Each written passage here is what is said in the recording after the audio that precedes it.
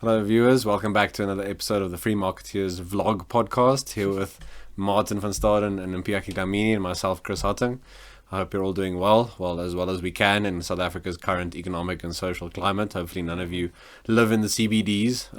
For those people unfortunate enough to be there, it's been a very difficult time, especially foreigners, but hopefully things will turn around at some point. To start off this week, we're going to talk about a very saucy topic. We're going to start talking about spanking. As I'm sure many of you know, spanking is now illegal. Assault has always been outlawed, but now you can't justify it on the grounds of spanking your children anymore. So for those of you, maybe Afrikaans people out there, more conservative background, you can't go murder your children now. So throwing shade. Well, I don't know. I'm saying conservative as well, not necessarily just Afrikaans. So guys, your thoughts on this? Do you think it's a good thing? I guess the meta point is the worry that libertarians have, should the state tell this sort of thing, should they not, that whole debate. But Martin, what do you think? Yeah, look, I think there are two, valid classical liberal positions here. The one, as you mentioned, is obviously that we don't want the state to be involved in private affairs. The state has been continuously getting more and more involved in affairs of the home, and this is obviously another instance of that where the government is telling you what you can and cannot do in private. But then again, on the other hand, spanking children, is that assault? No. And I guess for me, I would probably say yes. I'm not a fan of spanking. I think by doing so, you're inculcating a certain set of values in your child, that violence is a legitimate way to solve problems. And I think that is not only bad for the child, but bad for society. I think it's part of the reason why we have so much statism, why the government encroachment on liberty is so accepted by many people, because they've been taught from a young age that you can use violence to solve problems. So we're always looking for a strong man to solve our problems. Exactly, yeah. I think that's part of the same issue. And I mean, through school, you get inculcated with this idea that there's this authority figure, and etc. But so, there are two perspectives on this. And I guess I'm gonna err on the side of rather less state. Sure. And I think this is probably a bad judgment.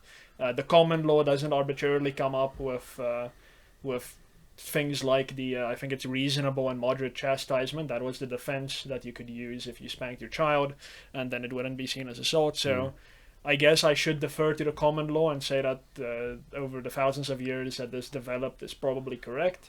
But I'm ambivalent about it, at least. So I'll err on the side of less state. So this isn't great.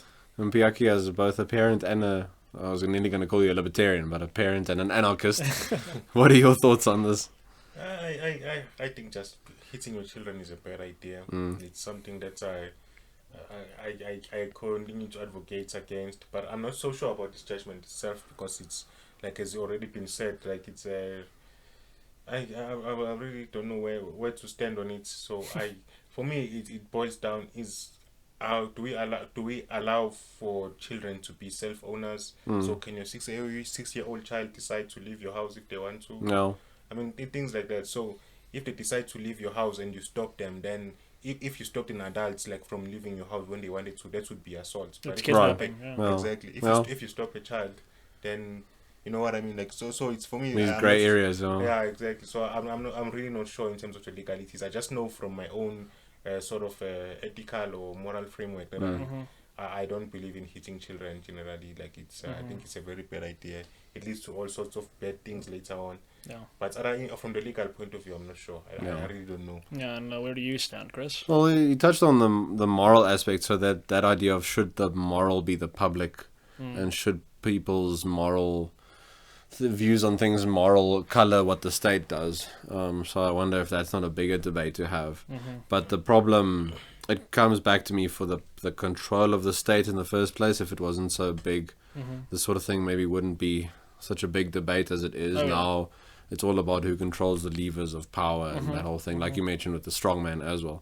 My personal sort of ethical position, I think when you resort to some sort of violence, you might think, okay, you're spanking your child, a light tap, but anything that has to resort to violence, to me, then you lose sort of some sort of it's maybe a bit, I need to define it better, but some sort of standing that you have in yourself and around other people as well. And when you can't reason with people through things and convince them of, if you tell your child this is bad for you, let me explain to you why, show you why. If you just resort to hitting them, you probably shouldn't be a parent in the first place. So that's just my personal take on it. But this, it continues the trend of increasing state power. So we'll have to see what the effects of it are. I'm sure it's going to continue. As we know. But for those of you who don't know, of course, prohibition solves every single problem. So once you outlaw something, it never appears again. I think there was talk this week of a political party that they want to ban pornography. So as we know, if that happens, pornography will disappear. Listeners, viewers, that's obviously going to work. We'll just defer totally to that law. But as Chris points out, this has happened in every single circumstance. They've prohibited alcohol in the US. They've prohibited marijuana around the world. I think South Africa was the first country to ban marijuana, actually. I found that out. That's interesting. And various other drugs, and people very liberally continue to use them. So on spanking, South Africa is a very conservative society. I feel very comfortable with saying that literally no one cares. That this judgment has now been has modified the common law. I think everyone who spanked their kids yesterday are going to continue to spank their kids. And I think to an extent government is going to realize that the thousands of social workers coming to them and saying, wow, basically everyone is still spanking their kids, we need to charge them with assault. The government is going to be like, let's not. So this is one of those cases of government basically biting off way too much that it definitely can't chew. But is that not like, sort of a pragmatist argument? Because if it is a matter of the rights of the child, then whether the law is enforceable or not is not the question. It probably is a question of pragmatism then. It's like the point we make sometimes with SOEs as well. If there should be any welfare and stuff, government should be using that tax revenue for welfare, poverty alleviation, that sort of thing, instead of bailing out SOEs. But we all probably would morally disagree with welfare. So we all come to our positions based on a moral consideration. It just so happens that our morals are 90% or maybe 100% of the time in line with what actually is practically feasible. So I think that's I know some people who call us lawbetarians, etc., are going to disagree with that, but it's in your court to make the argument. We can't be the only ones making the argument. So I think mostly, even though we do come to our conclusions based on principle and we're often very dogmatic about it, just so happens that if you're a total pragmatist, you should also basically be a classical liberal, because what we advocate is just more effective at producing happiness and prosperity. I think we should get into very deep philosophical podcast at some point. I'm quite keen on this. I agree. We'll save that for another time. Philosophy with Martin and Chris, that'll be good. Okay, then our second topic, the RICA judgment. So the South Gauteng High Court, there's a judgment this week from them. Certain provisions of the RICA Act of RICA are inconsistent with the Constitution. A few points I wanted to highlight: the practice of bulk interceptions is unlawful.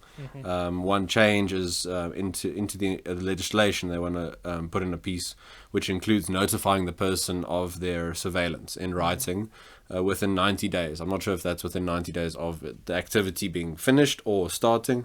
I think it's after it ended. Okay. That's what I think. But within 90 days there somewhere. And then the last one, surveillance of lawyers and journalists now requires extra safeguards. So their privacy is more important than ours. Yeah, well, that's nonsense. But I am a lawyer, so that's good. So I'll be protected. Unfortunately.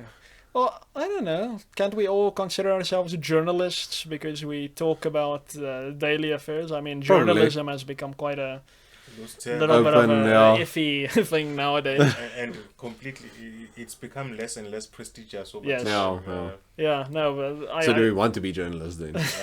Well, if it protects us against RICA, absolutely. Fair enough, But no, I think that part of the judgment, I think, is a bit odd. I mean, equality is something that permeates our constitution from head to toe. It's in our founding provisions. We have a right to equality. When you limit rights in Section 36, it says you must take into account the value of equality when you do so. Well, Martin, it ought to permeate our constitution, but does it? Can you get an ought from an is? It does permeate the constitution, but the courts don't necessarily think it does, because they often act as an instrument of the state. But I mean, to single out lawyers and journalists as a now protected class for the right to privacy, that's a bit odd, because the right to privacy in the Constitution, and just the right to privacy in general, is about protecting human autonomy. It's about safeguarding your personal sphere, and this kind of implies that the only personal sphere that's worthy of protection is that of journalists and lawyers, which is nonsense. That's everyone needs their privacy, and I don't think I agree with that part of the judgment. But otherwise, it seems like a step in the right direction. But even from what I've read, and of course coming from my non-legal perspective, so take this with a pinch of salt, but it seems that the people who bought the case, it wasn't against like surveillance and stuff in and of itself. It was about notifying people when you're surveilling them. So Mpiyakhe, do you feel better if the government just tells you, hey, we're going to monitor you? So no. We monitored you 90 days ago. And you'll know. Yeah. So they should have just repealed the entirety of the act. I mean, I don't see the point of RICA. For me, like how I interface. What about terrorism, though? When was the last terrorist attack in South Africa? Oh wow, that's a very good. They're building the Leonardo in Sandton now. It's going to be a very tall tower. So, what if they go after that? I mean, my point is like I don't know. If you are going to pass a law that restricts people's rights, like the right to privacy, if you're going to do that, I mean, there has to be a clear and present danger at least. So in South Africa, the only problems we face are from criminals, and the crime keeps getting worse. Right. So with RICA or no RICA, crime will basically be what it is now. What we need to solve crime are things like funding the police and things like that. So it's not those. It's all unsexy things like that need to be done to solve the crime problem in South Africa. So there you have, listen viewers, you have the anarchist advocating for more spending on policing. No. Like this is, if government is going to do anything at all, it has to protect your property. Yes. Yeah. So you cannot have a situation like we have in South Africa where the welfare budget grows much faster. And in fact, in real terms, the police budget declines over many years, and then the welfare budget goes at like something like 9%. You can't have that. It's just. Look, it's immoral. The thing for me, I do not object in principle to government surveillance, so that might come as a surprise, but like, to me, the problem with surveillance is essentially a pragmatic concern, and that is a result of government doing things that it's not supposed to be doing. So if government only protected life, liberty, and property against whatever type of physical or fraudulent interference, if I knew the state security agency knew everything that I do and I say online, I would be like, okay, that's fine, because I am not initiating force against anyone. But with the government increasingly, for example, the government is getting very liberal in how it conceives of hate speech. So now we have RICA, everyone's like, yeah, it's against terrorism. But 20 years down the line, I write online, geez, Afrikaner conservatism is really stupid. And suddenly the state security agency says you're engaged in hate speech. We saw what you said on that forum. You're under arrest. That is what concerns me deeply about what surveillance can lead to. In principle, no, because if you accept the principle of a state, and as a monarchist, obviously I do, and the state needing to protect people, you do need to accept to an extent that the government must have the power to investigate, the power to see if people are committing crimes. And to an extent, that is what surveillance is. Obviously, subject to the safeguards of a warrant, etc., reasonable suspicion. But in principle, surveillance is something that I guess government has always done. It's gotten more sophisticated. But because we, and I think ordinary people are very much to blame for this, because we conceive of law and the role of the state as being not a fixed one, but something that can change with the times, that can become more inclusive of whatever society now wants and what government now wants to do. That renders surveillance extremely problematic. And we've seen this in America, and I mean, I think in America there's been some like political spying or something that I've heard about under the Patriot Act provisions, I mean, that's deeply problematic. Yeah. But in principle, I don't know. I think I'm pretty much okay with it. Just like I'm okay with like Google and advertising companies knowing what I'm up to, my ISP knowing what I'm up to, as long as But they there's don't- consent there. Like with your ISP and Google, there's consent to the contract you sign. With government can, like, I would agree with you. There's nothing wrong with privacy as long as no property rights are violated. This in practice means that government can't just decide to take to break into a server that is owned by some private company Sure. without getting permission. yeah. And like, you know, so it's But government currently says you must install something on that server, RICA, on your phone. exactly. Yeah, So the RICA those are the things that we don't want, because like it's a violation of property rights. As soon as you are forced to you know, like, you register your SIM card details or whatever, that's then you have to wonder in what sense is it still your property. I mean, like, how I view government is government should never be in the position, like, I would never advocate for government to have more powers to do things that ordinary people can't do themselves. Right. So if someone robs me today and I want to find out who that person is, I should have exactly the same power as government has in investigating that crime. So that's the principle I hold. And so if as long as government doesn't violate property rights, then I'm okay with any. You are the anarchist, but yeah, no, this is something we definitely disagree about. So obviously, if a police officer sees someone assaulting their wife inside a house, I would say you can break down the door and go in. You can violate his property rights. So that is an example of a government legitimately violating someone's property rights to do what the government is expected to do. And I think a government cannot do what a government is expected to do without making some allowance for the violation of property rights, because I mean, as anarchists themselves point out, government is the negation of property. If you have absolute protection of property, there is no government. So you cannot see any role of the state. I think how you resolve those kinds of things. Let's say, for example, you are beating your wife in your house, and let's not say government. Let's say I'm passing by and Martin is busy beating his wife in the house, and then I run in and then I stop Martin, and then I stop you from doing what you were doing, and then you take me to court, and then it later turns out that your wife had consented to some kinky play, and then you were beating her because of that. Yeah, we're talking about spanking, so why not? So I take the view that if we should resolve the conflict when there is in fact a conflict. When there is no conflict, then there's nothing to resolve. And so with breaking into someone's house, it will be resolved later on. Like, you don't know the context, obviously, when you break into someone's house, because someone is being it seems like someone is being beaten.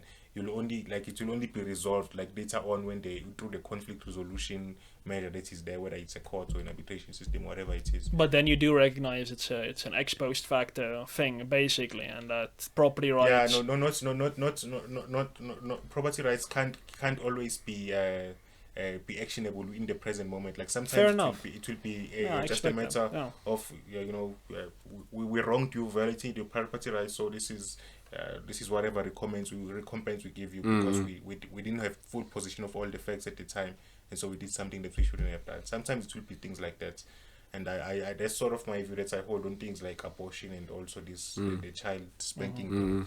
I think like sometimes, like, we don't need to have the answer to everything. Some things just need to be, leave it to the wise, to the particular facts of the particular case, and then whichever judge will be looking at those facts. Sometimes that's just the best way to deal with things. No, we'll make him anarchist of you yet. You believe in the courts. Well, I like that. I believe in conflict resolution. Okay. I mean, I strongly call it what you will. I strongly believe that law is something that exists whenever you have a group of people who are committed to peace. You will have the law. It doesn't require any government or government force. So it's. I think because now people are never gonna be committed to peace, you need the law. Well, it depends on how you view the law. Because how I view the law is that law never applies to people who are not committed to peace, even within the context of a government. Because how you respond to those people every time is always going to be through self-defense. Whether the government is there or not is relevant. You really need the law for people who want to resolve their conflicts through. That's fair enough. Yeah. We should definitely have philosophy debates and law debates. I think you need to rewrite your book now. Oh, jeez, yeah. All right, and then our final topic is on Zimbabwe. Some news from there, very concerning news, as tends to be the case with Zimbabwe, unfortunately. the socialist path they've taken. These sorts of things are to be expected. That's simply what comes about when you give a government this sort of power over you. What will happen in the future in different ways in South Africa if we continue down the current trajectory. So Mpiyakhe, can you just give us the specifics on this particular issue? So back in February, the Zimbabwean government, in their wisdom, decided that they would resuscitate their own currency. They would drop the parity with the dollar, so it would no longer be linked to the dollar. It would just be a floating Zim currency. And since the decision was made, the Zim currency has lost 80% of its value. So this is how many months? No. March, April, May, June, July, August, September. 7 months. Yeah, so 7 months. A record, it has lost 80% of its value. And the interest rates are currently at 70%. Jeez. And now they've just issued the central bank has issued a new directive to a few big companies within Zim to basically stop them, to freeze their bank accounts. It's told them that you can't take out money out of your account. But interestingly, they can receive money to their accounts, so they just can't take it out. I think it's a coincidence. Yeah. Well, Martin, for you, obviously concerning news, but what do you think? Yeah, no, of course. I mean, as you pointed out at the top, this is to be expected. I mean, I believe they did the same in Venezuela. They're doing the same thing there. And I mean, people in South Africa have said that if Moody's downgrades us, the government is going to clamp down on exchange controls, and they're going to make it very difficult for companies to offshore their wealth. I'm surprised they've talked about prescribed assets already and not just kept that until they've imposed more strenuous exchange controls. Yeah, but I think in South Africa, in our context, they know people. Unlike in America, imagine Donald Trump saying we're going to do prescribed assets. Like, wouldn't surprise me, man. It wouldn't be surprising, but it would be a civil war. But in South Africa, people are like, that's a bad idea, but let's talk about it. It's like we don't really react the way we should be reacting to these things. So the government feels comfortable saying we're gonna do prescribed assets. What I personally found morally repugnant when it came to prescribed assets was all these asset managers saying that no, this is reasonable. We can get it done. We can fund ESCOM with this. No, do it. Take our clients' money. Why not? People have pointed out that just because they've made such a mess of SAA and ESCOM doesn't mean they'll make a mess of prescribed assets. No.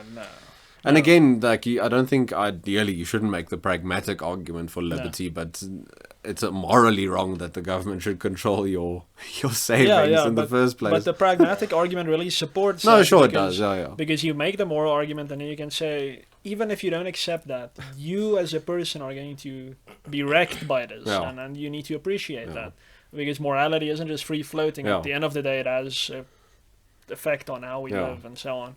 But I mean, this is another good example that's happening in Zimbabwe about why everyone, even if you're in the West in a very well-functioning institutional democracy, you should never think that because this individual, this new leader, this hopeful personality is now in power, that you can trust them. I mean, we always say this. You need to care about institutions, not about personalities.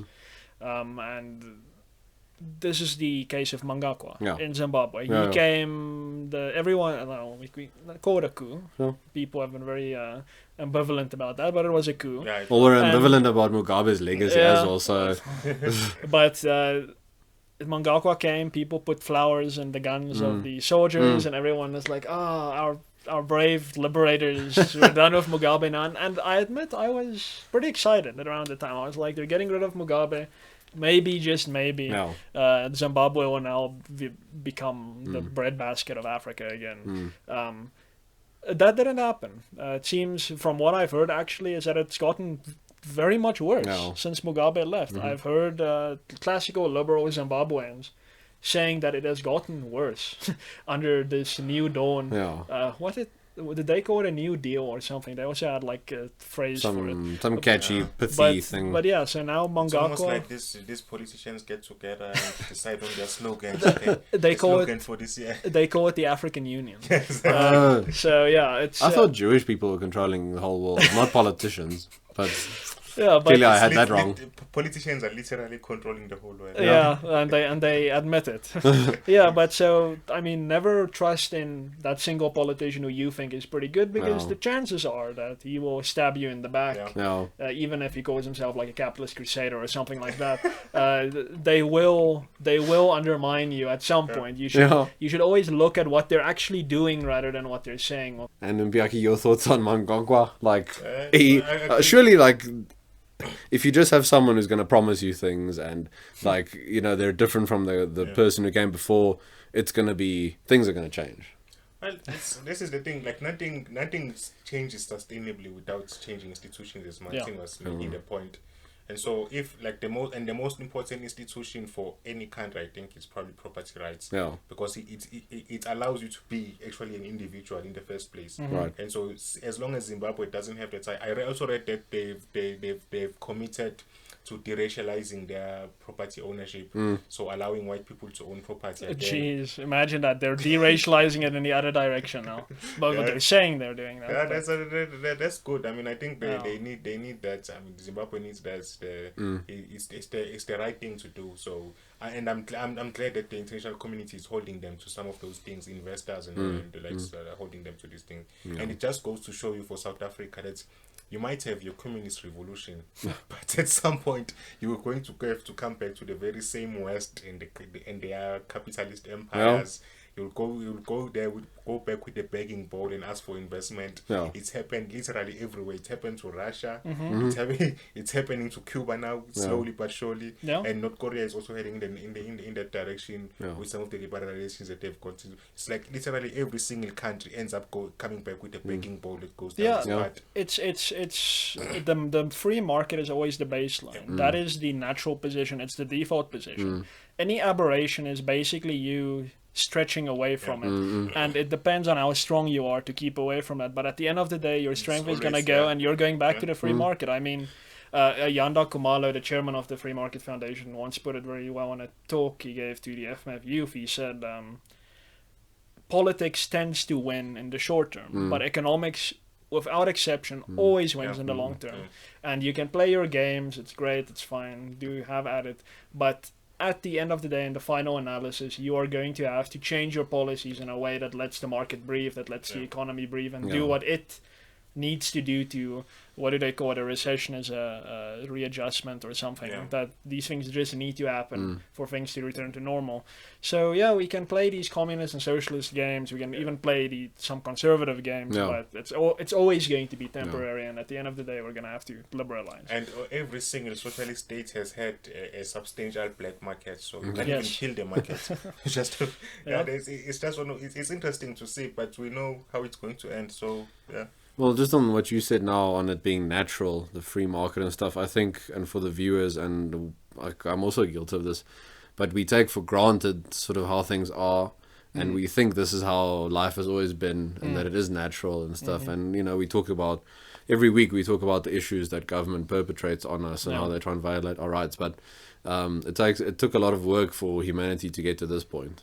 So people shouldn't underestimate the freedoms that we do have. And that reinforces, don't let government whittle away at those freedoms. They do it in steps. It comes slowly but surely. It's not all overnight. But they try, boiling the frog in water. It comes slowly but surely, and one day you or your children will wake up and South Africa will look radically different. And it's not going to be a pretty picture. And it's not going to be sudden. I mean, that's the point. Like, you think now that expropriation without compensation may work in some instances, but the principle itself is going to lead to your own interests being very easily underminable in the future. So it's always a slowly boiling frog in water. The baseline always needs to be individual liberty, freedom, and very few, if any, exceptions to that should be allowed. And I think people always just miss the simple point that what we fight for most of the time is not that we disagree with the intentions of the politicians or the stated intentions. What we're just fighting for is that to restrict what is possible for government to do, so that the individuals can exist. That's all it is. It's not saying that they are wrong for treasuring the things that they treasure, like income equality, blah blah blah, the things that they claim to treasure. So, but it's just like is it worth giving up individual liberties to achieve those things? That's the question. Yeah, is your value or your plan, whatever you want, so moral that you need to use force to impose it on people? No, Can it that's really always the be? question. Yeah, can it really be that sound morally? And force just never works. Christianity found this out. Yeah. They tried to enforce Christianity through their swords. They just essentially just gave up and said, okay, this doesn't work. Yeah, We maybe have we to should talk to convince people. Yeah. Exactly. So Yeah. this will apply to every ideology. Yeah. Force will just never work. We have to convince people. Yeah. Okay, viewers, we'll end this episode for this week on that note. We had an episode of the Free Marketeers broadly that did very well last week, so the challenge to you is to beat that threshold of 5k. Yeah. So Jinx it's us. in it's in their hands to share it and talk about Yeah, it. please share this on your platforms, Twitter, Facebook. Yeah, Martin, on that note, please just remind everyone where they can get all of our work. I know next week we've got one public holiday. I'm sure lots of companies are closing for Monday, so you guys have a lot of time to read and watch things. Yeah, so please subscribe to this YouTube channel. It's the big red button right under the video. It's close to our share button right under the video, so please make sure you click on that as well. Follow us on Twitter, that is at FMF South Africa, one word. The video will be there as well, so please retweet it there as well. And of course on Facebook, you can like us there. It's Free Market Foundation South Africa, or in the URL it's facebook.com/FMFSA. You can also share the video there. And finally, of course, our website, which has all of our activities and projects listed there. It's www.freemarketfoundation.com. So please enjoy your long weekend. Try not to work too hard, but I think we're gonna be quite busy next week Friday, so I don't know if there's gonna be a Free Marketeers, but I won't be here, but yes. Well, it might be coming to you from Table Mountain. Yeah, so we'll make dropping a a big hint there. There will be an announcement on Facebook nonetheless. Yeah. So have a good one, and we'll catch you when we catch you. Cheers.